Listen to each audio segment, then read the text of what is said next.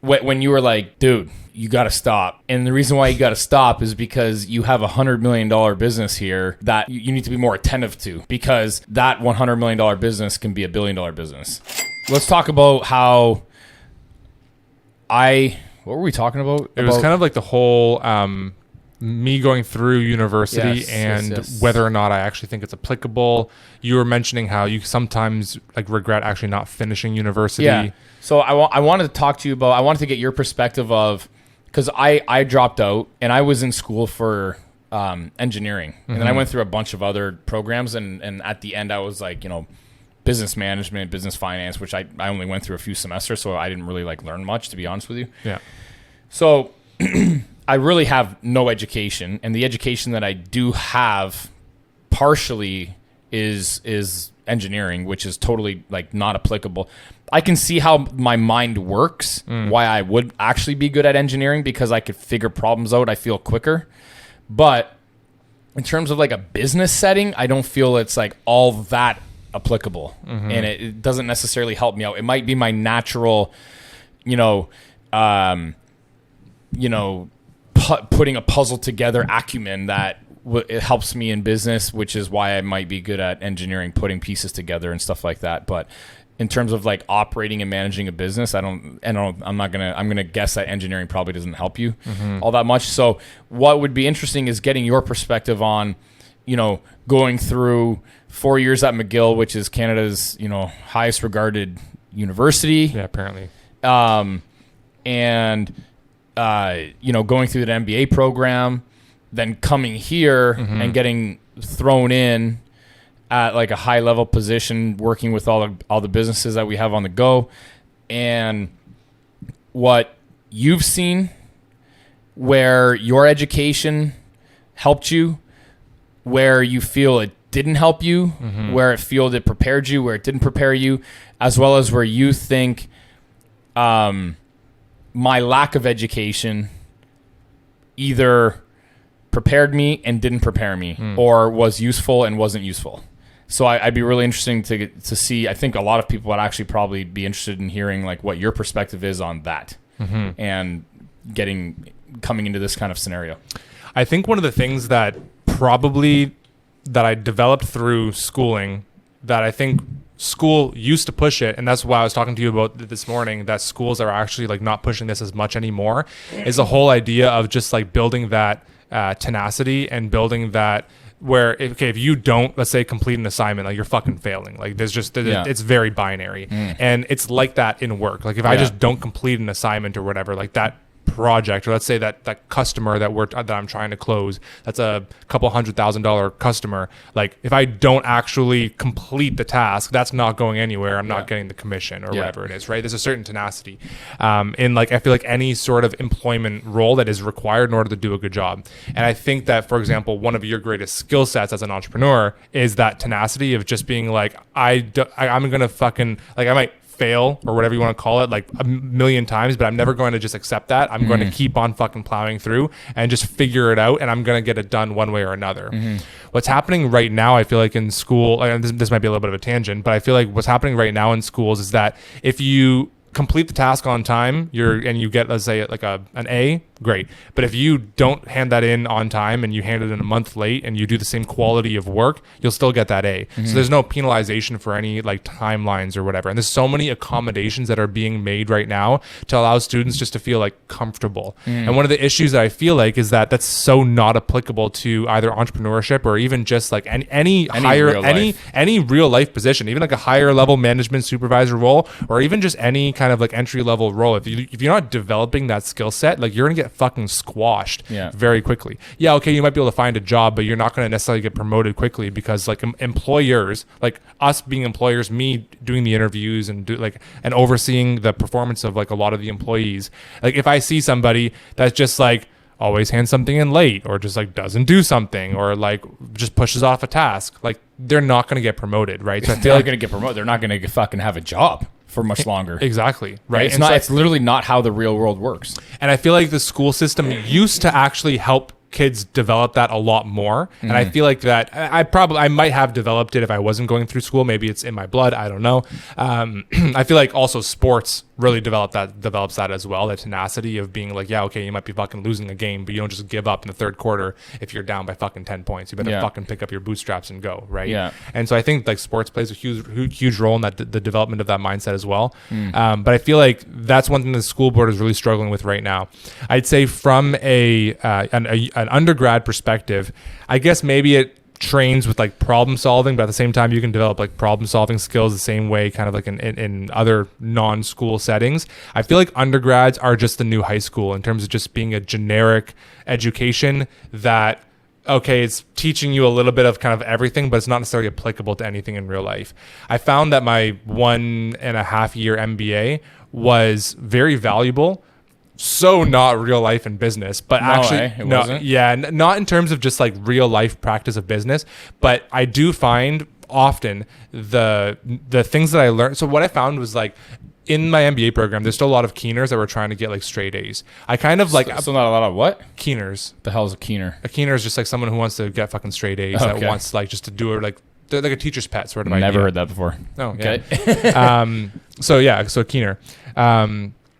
In the MBA, there were still people that wanted to get like straight A's or whatever. And I realized by that point in time that the actual grades that I was getting in the program didn't fucking matter, right? It was more so, okay, what specific skills do I need to learn from this to develop? If there's a certain class that doesn't matter to me and I get a fucking 60 out of 55, I don't fucking care. Like no employer will ever look at my grades in my MBA. Yeah. And I realized that like by the time that I got in there. So there's certain classes, specifically probably the finance class and mainly the strategy class, that like I literally was fucking locked in the entire class because I'm like, okay, this will actually be applicable and valuable to a future employer, which I actually think it is.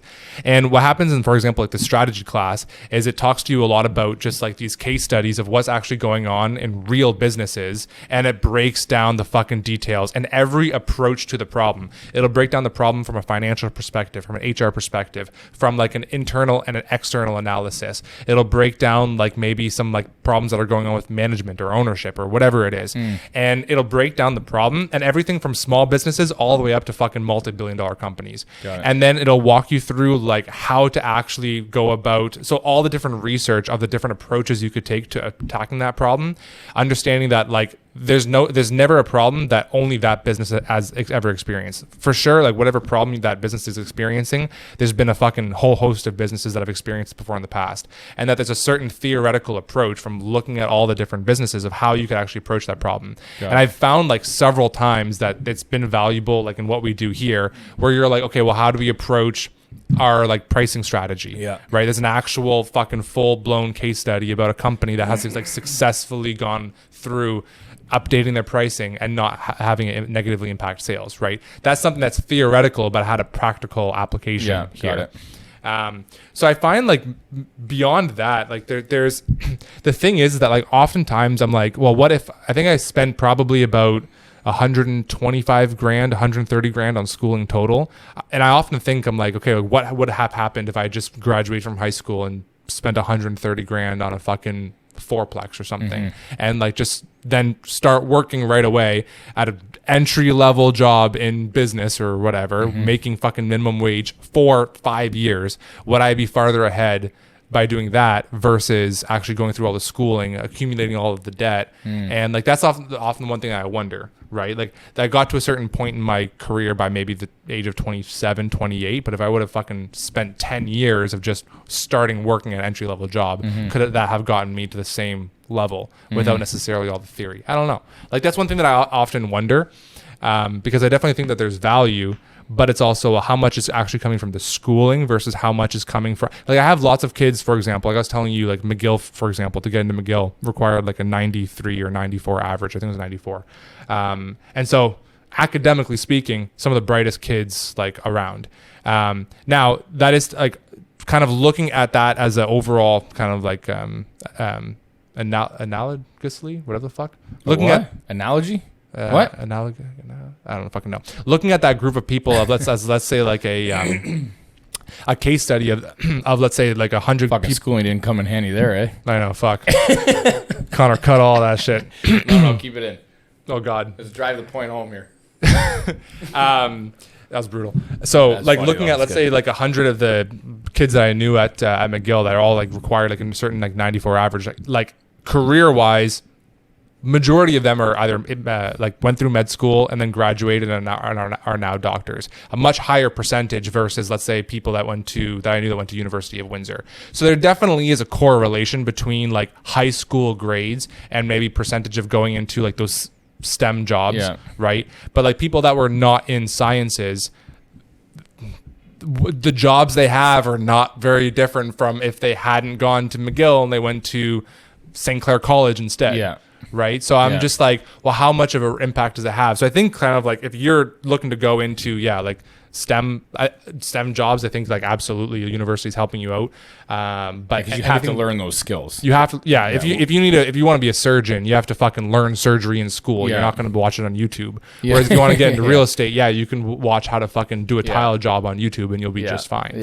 Right. Sure. So I think it's very dependent. And I think the knowledge of all of this is becoming more and more widespread, and I think that's the reason why university rates of university attendance or matriculation is plummeting, because people are realizing like, okay, if I'm not going into those specific industries, there's no additional real value. There's not a strong ROI. Now, if the price of university dropped substantially, I think actually then it would gain more steam in terms of becoming more popular. It's just like, and Canada's cheap compared to the US too. Like if you're trying to go into like a US school, you're gonna be spending 250, 300 grand US for an undergrad. Like I think a lot of the bullshit in these schools are being exposed as well. You know what I mean? It's very like, and it's being exposed even in some cases by professors, right? So even like Jordan Peterson, you got guys like that, other guys, I'm sure there's tons of other people that are, there's no misconception out there that, the news has a very specific narrative, regardless of which side you're on, that they're trying to perpetuate. It's no different than schooling. And I think people are starting to see that and they don't want to be part of it anymore. So that might be one of the things. So one last kind of thought here I just had was that I think another thing about schooling is that it doesn't prepare you for is that it prepares you to, let's say you do a big fucking like project and you have a presentation at the end of it. You do the presentation, you get an A, fantastic. There's no implementation of that. You might come up with the ideas, but the project ends there. You're not getting tested on your actual ability to implement those ideas that you've generated. Whereas in real life business, if you come up with the ideas and you never fucking implement it, it's still a fucking idea. Right. And I think that's a skill that, you might be able to theoretically come up with a lot of ideas, but the actual skill of putting into practice and failing through it, and I think there's a term for that, like failing forward or whatever it is, like actually just fucking driving through and having the tenacity. I think like that's something that school doesn't teach you, that I think is something that's very, very important. And regardless if you go into entrepreneurship, we could become an entrepreneur or even like become an employee, I think that skill is something that's very, very valuable. And I think because one of the things that you asked me this morning was like, if you like that you sometimes regret not going into university. Only because I don't like not finishing completing things. Right. I don't like finishing things. It's like I don't like leaving things hanging, right? But it's not like I don't regret it because I look back and think, well, what could have been? Like I already know that I'm better off dropping out than if I were to stay in school. That's unquestionable. And it's more because like I don't like to not finish stuff. And it's one of those things that like I also didn't go through like the full social experience of it, which, I hear is awesome, right? I didn't go through like I didn't go through like graduate. I didn't go through all like the things like I was so disconnected from school when I was in post-secondary that like I barely even went. Right. The people that I went to school with were like not people I wanted to be around with, to be quite honest. So, and not that I wasn't capable of making friends. Like I made plenty of friends, but they weren't like, I wasn't vibing with it. It wasn't like my vibe. So I feel like I truly missed a lot of it, but do I regret it? No, I don't regret it. I guess I regret the feeling of not completing it. That's it. Yeah. It's not, I don't think about it every day. Only when it comes up, I think, it might have been nice to finish it and experience it. That's fucking it. Yeah. I don't go back thinking, reflecting on my life in the event I even do reflect, thinking like, hey, fuck, I really wish I would have finished school because who the fuck knows where I would have been. I already know where I would have been. Fucking worse off than I am now. So that's unquestionable, but maybe not. Who knows? Yeah. Anyways, but the actual like if I ever had a high school kid come to me and be like, hey, like, should I? Let's say that they live in Windsor with their family, and they're like, hey, should I go to the University of Windsor or should I go away to school? I'd recommend 10 out of 10 times move away to school, because that experience, like I've talked to, like I have a lot of friends that like we went to high school in Windsor and they went to the University of Windsor for undergrad. It was, or even my wife Samantha, grew up in Windsor and went to the University of Windsor. Wildly different university experience versus everyone that I know that moved away to school, right? Because like that whole experience of like living on your own for the first time and like having to figure shit out, and like I think there's a lot of not only value to all of that, but also too, like I think like a lot of memories are created when you're living in a fucking house with 5-6 roommates, even developing life skills, right? Like you have to do your own laundry, you gotta cook your own food, you gotta figure shit out. Like fuck, there's a lot of people around my age that just like don't know how to do like basic shit around the house, and like when you live on your own from fucking 18, like you're forced to figure out how to do pathetic. it. And like 18, you're a fucking adult. Yeah, exactly. So, something else we talked about as well was discussing where you think schooling would help me, and where you think schooling wouldn't necessarily have an effect on me because this is how I am, or my pros and cons with respect to not being in school, being a dropout, if in the event there are any, because I think people might like to know from your perspective, not from my perspective, because it's really hard to look at yourself and then communicate what you think you see. It's much better, I think, asking people from the outside looking at you what your pitfalls are and what your, So in a quick little kind of like backstory or context, during the MBA, there's one class that you take, which is some kind of personal development class or whatever. I don't even know the name of the class, but you do a bunch of like personality tests to kind of help narrow down or guide you to the industry that you should go into. Interesting. And one of the tests that you do, there's a whole bunch of different personality types that you can fall into. One of the ones that I classified very high in was what's called a visionary. And it's one that I would know that you would classify as well. And every single one of these kind of like personality types or categories has a positive side and a negative side, right? And it's so a huge thing about that they tried to kind of talk about in the class or in this kind of like section is how to now knowing what your personality type is, how to focus on those things to become like the best version of whatever that trait is, and things to avoid for the pitfalls of the negative traits. So, for example, the positives of being a visionary is that you're wildly creative. You can come up with business ideas like that. You can come up with solutions for issues that are going on either in an existing business or like in the world, coming up with an idea of how you can fix that thing. Just seeing things that differently. How many times have we had employees, including myself, that have been going through a problem for fucking 2 hours trying to figure something out, and you're like, well, why don't you just think of this? And it comes to you so quickly, and that they just don't have that visionary quality about, maybe they are visionary still, but maybe to not the same extent, where it's just that level of creativity is just not as accessible to them. And maybe it's also your experience has a factor as well, but I think it's definitely one of the strongest traits. The flip side, the negative side of being a visionary, and this happens in a lot of entrepreneurs and business owners, and I've read about this, heard podcasts, is the whole idea of trying to take on too much, right? And the whole idea of trying to just like, they're such a visionary that they want to do everything.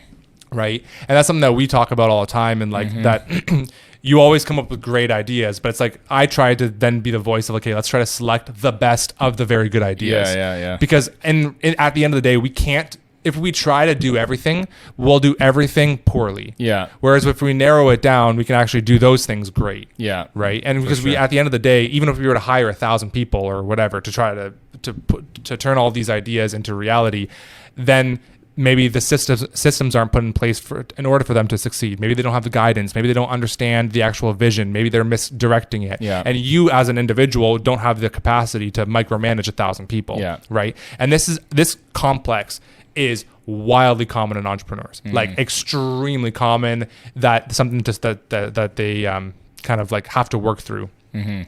So to kind of like with that context, to kind of go full circle on the question, as you asked, like what would schooling actually help, is I'll say to the MBA specifically, is the MBA helps you practice like looking at every possible option that there is that might be viable for whatever it is that you're trying to do. If you're experiencing a certain supply chain issue in your manufacturing business, what is every single fucking possible solution that you could have?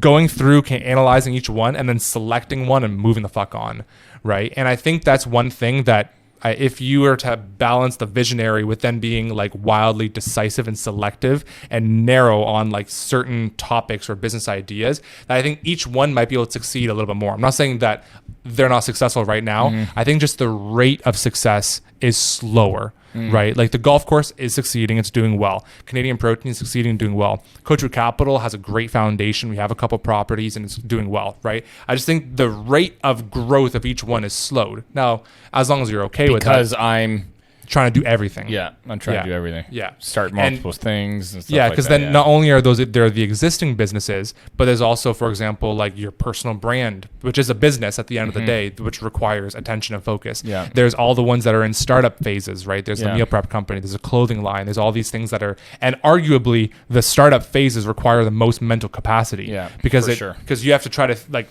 create something from scratch. Yeah. With Canadian Protein, you can go in, look at a problem in fucking 5 minutes, come up with a solution and move the fuck Yeah, on. for sure. Right? As like in the role of the CEO. Yeah. This is why I'm like done dumping shit.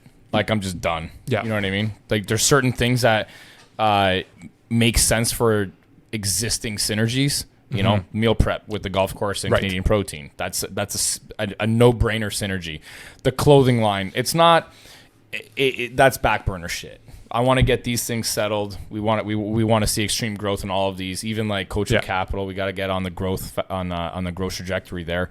But no, I hear what you're saying. So I think that like that is something that you'll always be dealing with, right? Just, That's or struggling with or whatever. Yeah, you're never gonna just flip a switch and all of a sudden be like. Well, I'll tell you what. There was a little bit of a switch there. So what happened? When you were like, dude, you got to stop. And the reason why you got to stop is because you have $100 million business here that like you need to be more attentive to because that $100 million business can be $1 billion business. For not that much work. Exactly. I'm not saying it's not going to be hard, but like for probably around the same amount of work for starting like some bullshit side gig that I was like trying to exactly get to $1 million. It makes no fucking sense. So that was a switch. Yeah. So there's your switch. Yeah.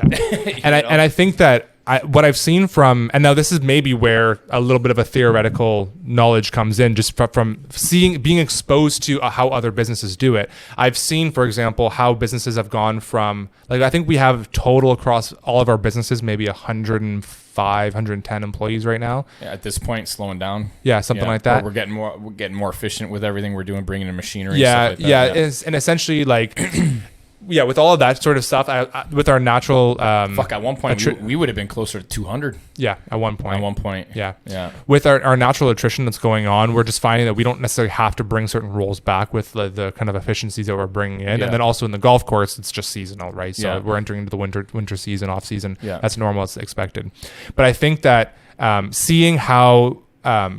like reading about how some of these other businesses have gone from, let's say, $10 million in revenue to 100 million, 100 million to $1 billion, and from 1 billion to 10 billion, and being exposed to that, I think is valuable. Just being able to maybe sometimes pull from certain strategies that they've done and what we're doing right now, because the strategies to go from 1 million to 10 million in revenue, from 10 million to 100 million are different strategies. Yeah. Right now, there's going to be certain like kind of underlying things, but there's certain things that should be applied differently.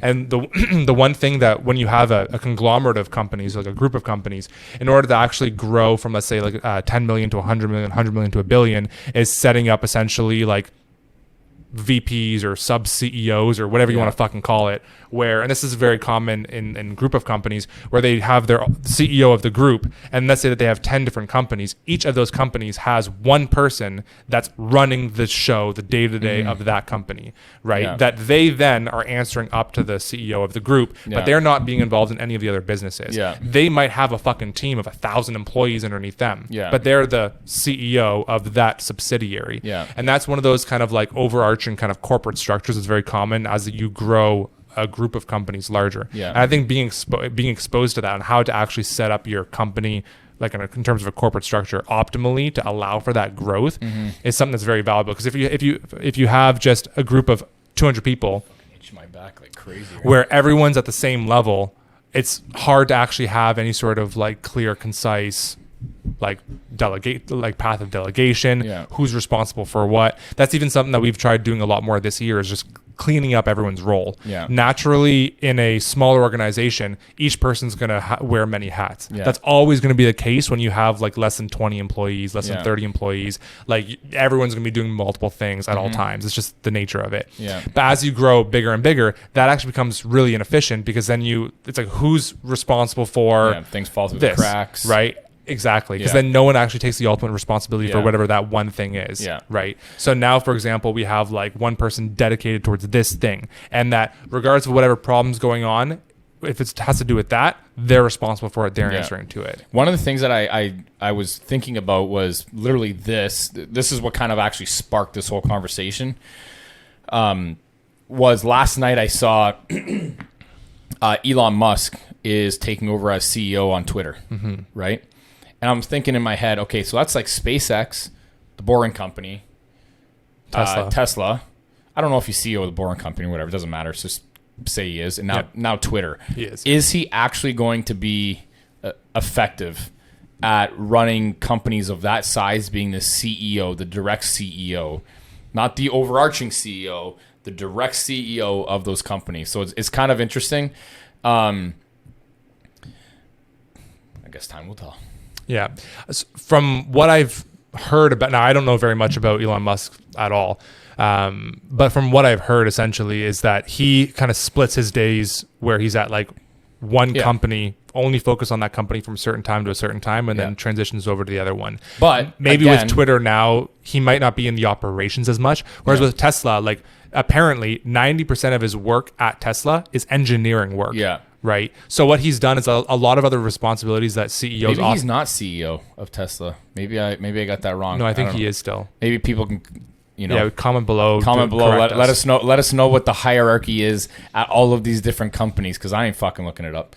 So, but you definitely have an executive team, for example, at Tesla that's only working at Tesla. They're not also working at SpaceX. They're not also working at, let's say, the Twitter in this case. Now, he might have strategic advisors that advise him across shit on different companies. Who knows? But I think a lot of the responsibilities of a CEO, call it like the job duties of a CEO, often comes down to like business development and like being in the media and getting like pushing the growth of the business. The different approach that Elon Musk takes compared to some of these other CEOs is that he's very much in the weeds of the operations and the engineering. That's why I'm not talking about like. I'm not talking about other CEOs because of that. The reason why I brought him up was because I know he likes to get, or I don't know that he likes to get, but I'm assuming he likes to get into the weeds of whatever he's doing. So to split your time into another one now, and these aren't like little small fucking companies. These are billion-dollar enterprises. Like, I don't know that would be a good move. But at the end of the day, maybe what he's doing is he's actually splitting up his time to take on Twitter to clean it the fuck up and get rid of that bullshit narrative and the whole, censoring type stuff on Twitter, and kind of changing it into a more, like a mind dump app, which is what it should be and what it started for, right? You shouldn't be censoring people like the way that it is, So I think that's what he's trying to. Maybe that's why he's doing it, because he wants to change the culture there, right? And change it to. If he bought the company, maybe he wants to change it to just what he feels is right. And in order to do that, he has to step into the helm of it. Maybe that's the right move for it, at the end of the day. It's kind of something that, again, like for like the golf course, right? when we were going, I feel like I was actively making in the weeds decisions on how to get this place operational the way that it should be, the way that I felt was the right way to do things. Now I can step back. Maybe that's what he'll do. Once things are kind of smooth, then we just start stepping back and get the right people working in the right departments as management, and then we don't have to touch. Did you also hear in the news that he goes in? I forget the exact number. Maybe Connor can pull it up on the screen here, but it's something like he's firing like 70% of the employees. I heard something. Oh, this is from your story. Yeah. Someone was complaining or whatever, being like, "Oh, you walk into the thing, and how do you feel like firing the employees?" And you're like, "Well, just be fucking valuable." Yeah, I would feel totally great. Yeah, or irreplaceable. And the reason why the reason why I feel completely fine with that comment, or his decision to end up firing a lot of people from Twitter, is because if you are actually being fired, you're obviously not that valuable to Twitter. Yeah. So instead of complaining about it, maybe you should step up and increase your value to what you bring to the business. Because if you're not, who the fuck are you to be entitled to a position there anyways? You're not entitled to anything. Another, I think, really important point I want to drive home for anyone who's like an employee in a business is also being like wildly adaptable and open-minded to shifts in a business. Because you and I know from like when we're trying to make these decisions that sometimes we'll make big shifts where we need all the employees to be on board with whatever that shift is. And if somebody is stuck in the old way of doing things that's then actually counterproductive to the improvements that we're trying to make, then like, unfortunately, their time is probably limited. Yeah, for right? sure. And so that's going to be the same thing in these large organizations with the corporate takeovers, is that you're going to have employees that are going to be stuck in their ways of doing things maybe the old Twitter way. He needs to clean house, set up the new system. Like, hey, this is now what we're trying to do. It's a new company. We're not doing this, and this anymore. Like, we're doing this way now. Yeah. And essentially, like any new employees, they're getting onboarded in this new way of thinking, right? So if you, like, let's say that you're working for a company that is being acquired by somebody else, like being adaptable and wildly open-minded is crucial, because that will allow you to then say, okay, what are now your new goals and visions as the new CEO or ownership or whatever, and like how can we actually be in line with that and support that?